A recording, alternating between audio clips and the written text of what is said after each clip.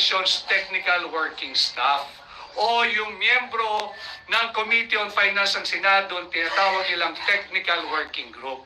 Dito mo makikita kung paano tayo patuloy na binubudol ng administrasyong ito. Nung sila'y ibig sabihin ng verified impeachment complaint, unang-una ang nagtakda niyan ay ang ating saligang batas. Ulitin ko, Article 11, Section 4. Tumungo tayo sa kahulugan ng verified complaint. Tingnan po ninyo yung tinatawag nating Rules of Court. I believe that is Article 7, Section 4 of the Rules of Court.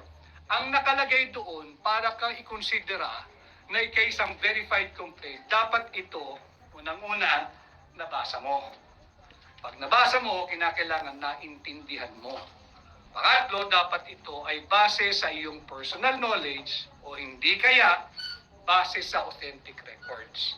You have to help me do the math. Baka maaaring mali ang pag-unawa ko. Binibida nila, binabandera nila, 215 congressmen ang pumirma sa loob ng 7 oras na trabaho. Sa isang oras, meron lamang 60 minutes. Kung babasahin mo yung 33 pages na verified impeachment complaint ang titulo nila, kung babasahin mo ng totoo, nanamnamin mo, iintindihin mo, bago mo pirmahan, dapat yan siguro tig sa 10 minuto. Sa isang oras, 6 na mambabatas lamang ang pwedeng pumirma. Sa 7 oras na trabahong walang break, walang toilet break, walang lunch break, walang merienda break, walang break, ang makakapirma lamang ay 42. Kung titig 10 minutes. Sabihin na nating mabilis sila, matatalino sila, at sadyang marunong mag-speed reading. Di gawin nating 5 minutes each. Kahit na 5 minutes each, 84 ang maximum na makakapirma. Saan galing yung 215? Therefore, hindi ito yung requirement na itinakda ng ating saligang batas na dapat verified impeachment complaint. Therefore, hindi ito pasok sa definition ng tinatawag nating Rules of Court. Therefore, hindi rin ito papasok sa definition ng verified impeachment complaint ng sariling Rules of Procedure ng House of Representatives. I think it's Article 2 or Article 3, Section 2 or Section 3 of the Rules of Procedure of the House of Representatives. So makikita natin yung patuloy na panawagan ng hakbang ng maisog to uphold, respect, and defend the Constitution. Hindi lamang ng mga ordinaryong mamamayan, kundi bagkus yung mga naninilbihan sa ating pamahalaan, yung mga elected, kahit na yung appointed. So ito ang dapat nating maging usapin at lagi kong sinasabi, tayong mga Pilipino, we should all come to a basic understanding of what is at stake for our country this midterm election. Kinakailangan na intindihan natin. The midterm election na to will serve as a referendum. Tayo ba ay sang-ayon sa 3 taong baluktot na pamumuno ng kasalukuyang administrasyon? Kung kayo ay masaya, pagbigyan nyo sila, ipagpatuloy nyo pa ng another 3 years. Kung kaya ninyong kumbinsihin ang sarili ninyo na mas maraming nabibili ang 1,000 piso ninyo ngayon kesa sa 1,000 piso ninyo 3 years ago, huwag ninyo akong tingnan, huwag ninyong tingnan yung mga Duterte certified senatorial candidates. Huwag ninyong tingnan ang hakbang ng maisog. Marami akong nakakaharap, nagpapasalamat sa serbisyong ating ginagawa na naghahatid ng mga tamang information at pinaglalaban ang karapatan nating mga Pilipino. Subalit, alam mo ninyo, dapat ang ating mindset para tayong isang pamilya, na lahat tayo ay may pangarap na umunlad at umasenso bilang pamilyang Pilipino. Hindi natin pwedeng iasa lamang sa smaller segment, halimbawa yung isang pamilya. Hindi mo pwedeng iasa lamang kay ate, kay kuya, kay bunso na sana magtrabaho ka ng maigi para yayaman ng buong pamilya, matutulungan mo at nasa balikat mo ang magandang pag-asa ng ating pamilya. Ganon din sa ating bansa. Dapat dito tulong-tulong tayo. Hindi lamang ako, hindi lamang ang hakbang ng maisog, tayong mga Pilipino. We should all be willing to do our share in nation building, to help each other to experience both the joy, the difficulty, the challenges, and sufferings. Personalities nga gipatawag aning tri-committee kauban si John Abines, no, aron na anin lagi ilang fake news or something.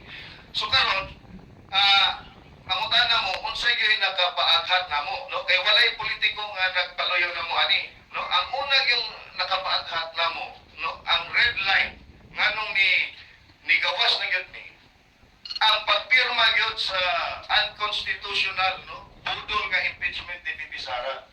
Dito na among nakalit og desisyon nga magmugna mi og usa ka anti-impeachment caravan. Wala to siya media hype. In fact, daghan kaninyo din nga taga-media sa Cebu nga wala kay bawa to. Unya, tungod niya to very successful, more than 200 vehicles and about 500 motorcycles, among nasabutan nga magpagawas na sad mi og dako-dakong rally kay daghang nang hangyo kay wa sila ka-apil ato. Mao na karon nga instead nga anti-impeachment, 5 na ka-issues nga giatubang karon sa atong nasod, ang hinungdan o ang dapat natong istoryahan aning indignation rally kaning atong kayugot, no, sa mga issue nga nahitabo karon sa atong nasod against the impeachment, against corruption. Sa gikaingunan ni Senator Vic Rodriguez, ang foremost nga ebidensya na ang GAA question, ang oppression sa political dissent, no, sa mga maisog rallies atong una o kaning mga vloggers karon o mga political critics nga sadly out of the 40 nga gipatawag, 37 of them, no, are incidentally aligned with the Dutertes, no, or sympathetic to the Dutertes. Kunya ang tulo ra may, you know, watakibaw asa ilang alignment. Ang pikas na idaghan wa nila ipatawag. That's one. The rising crime rate, no, and then yung rising criminality because of the rampant use of drugs. Again, no? Makita nato sa social media, nakikita natin yan na gumagamit ng droga na naka-Facebook Reels at naka-Facebook video. Kasi nga, yun na nga, there were utterances by no less than the PNP chief himself na yung drug use is just for the economy para makakuha ng extra pay for overtime. I mean, eto talaga, we are now on the brink of being a failed state. That is why we need to speak out, no? Hopefully, this will be replicated in all parts of the country because Hakbang ng Maiso has many chapters, no? About more than 10 chapters across the country. It has chapters overseas in Europe, in the US, in Japan, Hong Kong as well, no? So, we are very fortunate as well that when we set up, this is not a political campaign rally, no? But it will have its own political color, precisely because all the issues that we are putting forward have political solutions, mga polisiya nga dapat ipatupad. So that is why you will be expecting, as confirmed already, former President Rodrigo Duterte will be here as our keynote speaker. We sent out formal invitations to the office of the Vice President without any confirmation yet if she will be attending. We also sent out a formal invitation to incumbent Davao City Mayor Basti Duterte. We still haven't received any confirmation if he is attending. And then we also invited, no, every one of the senators that are Duterte approved, no, the lucky 9, the Duterte 9 candidates, no. Si Atty. Vic ay nandito na. Congressman Marcoleta has already confirmed that he will be attending. Jimmy Bondoc is here already. So we don't, kasi nga, this is a lightning rally. It was just 4 days for us to prepare. No? So we're expecting a crowd of about 15,000, but we're preparing for twice that. No? Okay?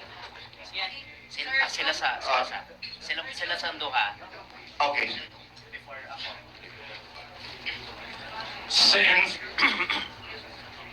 Simula nang nanalo si Marcos Jr., ang lahat ng nangyayari sa Pilipinas, pabagsak, palubog, negatibo. At lahat ng nagrarally, simula sa Davao, Dumaguete, Tacloban, sa Luzon, talagang tinutugis, hinaharang, at pinipigilan.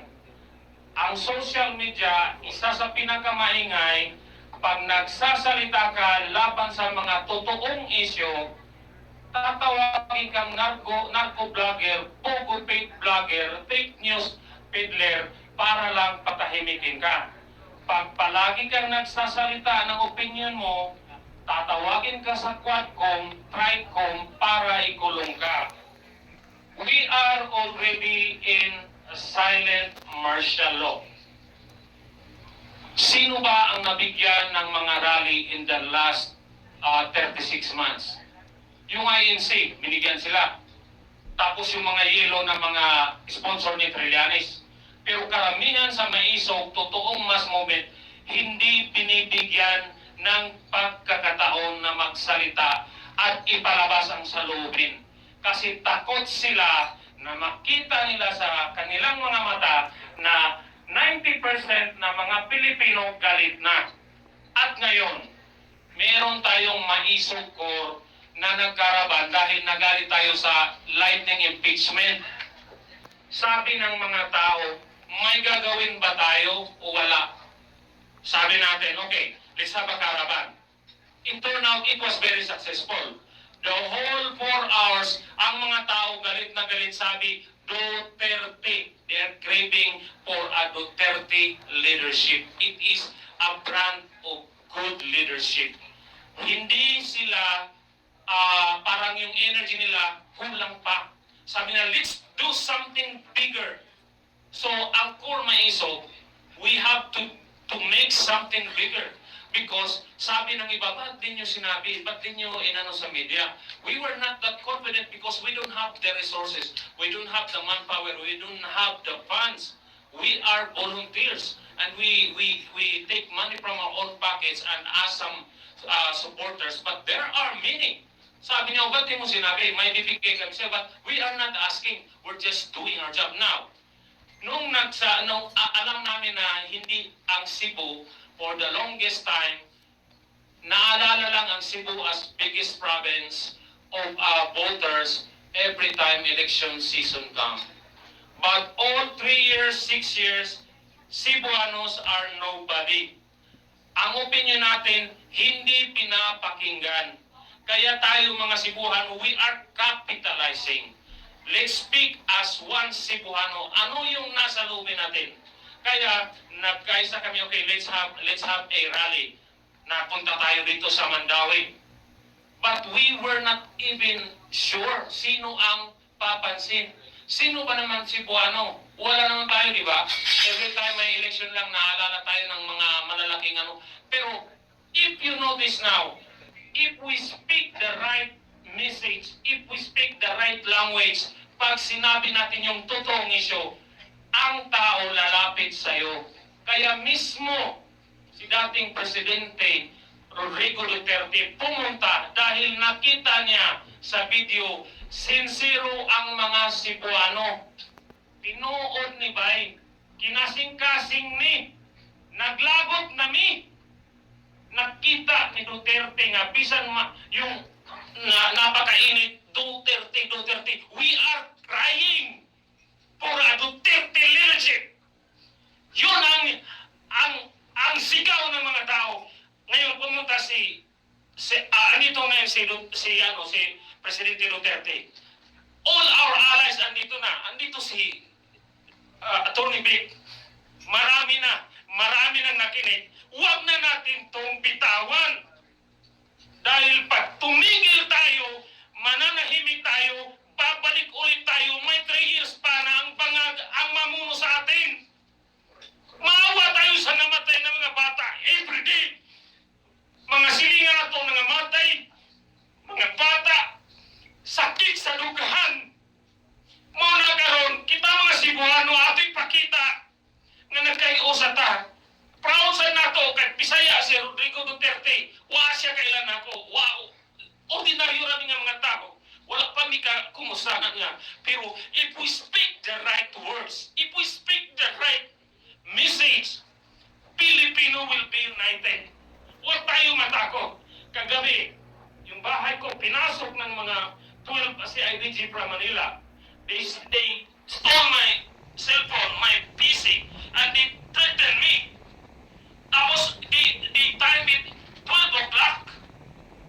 Bakit nila ginawa yun? Ang timing, gaano galit na. The day before, sobra na. Bangag ang presidente natin. Si Marpil is supporting drug lords. Si IDG chief is a human rights violator. Hindi ako natakot. Umiyak ako nung nag-live ako. Umiyak ako dahil naawa ako sa Pilipino. Kasi yan ang gagawin nila sa akin. Gagawin nila sa kasama natin ng mga mahiso. Pero hindi ako atras, hindi ako natakot. Masakit ang loob ko kasi yan ang gagawin nila kung sino yung matapang. Anong ginawa nila kay Sara Duterte? Akala nyo biro yung threatened to kill her? It's real! Si Rodrigo Duterte, it's real. They want to kill the Dutertes. Tapos, kaya nung makita siguro ni Tatay, I'm not sure about this, but when he saw the Cebuano na-atay kasing-kasing, di na nato ni Purian. Ako mismo, hanggang ko mamatay ka, balikan ko ni si IDG, pusilong ko, I don't care nga naman, magamatay matagtanan. Pero never ang sipo mo manalaw, mo bitaw nga gigamit ng word nga maisog, because ang pinakaunang isog sila pula gikan dre. So ato nang sugdan, atong ipakita karon diri sa karon nga rally. Maisog ang